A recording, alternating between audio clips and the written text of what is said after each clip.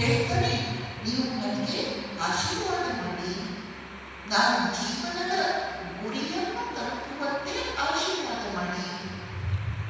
ಏನದು ಜೀವನದ ಗುರಿ? ನಾವು ರಾಮಕೃಷ್ಣರ ಪಾದ ಸೇರಬೇಕು. ಆ ರೀತಿ ನೀವು ನನಗೆ ಆಶೀರ್ವಾದ ಮಾಡಿ ಅಂತ ಅವನು ಕೇಳಿಕೊಂಡ. ಕೆಲವು ನಿಮಿಷ ಪೂರ್ತಿ ಮೌನ, ಯಾವ ಮಾತು ಇಲ್ಲ. ಬಳಿಕ ಆ ವ್ಯಕ್ತಿ ತೀರ್ಕೊಳ್ತಾ ಇರುವ ಗೃಹಸ್ಥ ನಂತರ ತನ್ನ ಹೆಂಡತಿಗೆ, ಅವಳು ಅವನ ಪಾದ ಒತ್ತುತ್ತಾ ಇದ್ದು ಅವನಿಗೆ ಹೇಳ್ತಾನೆ, ಗಂಗಾಜಲವನ್ನು ನನ್ನ ಬಾಯಿಗೆ ಹಾಕು. ಗಂಗಾಜಲವನ್ನು ಬಾಯಿಗೆ ಹಾಕಂದ್ರೆ ಹೋಗ್ತಿದ್ದೇನೆ ಅಂತ ಅರ್ಥ.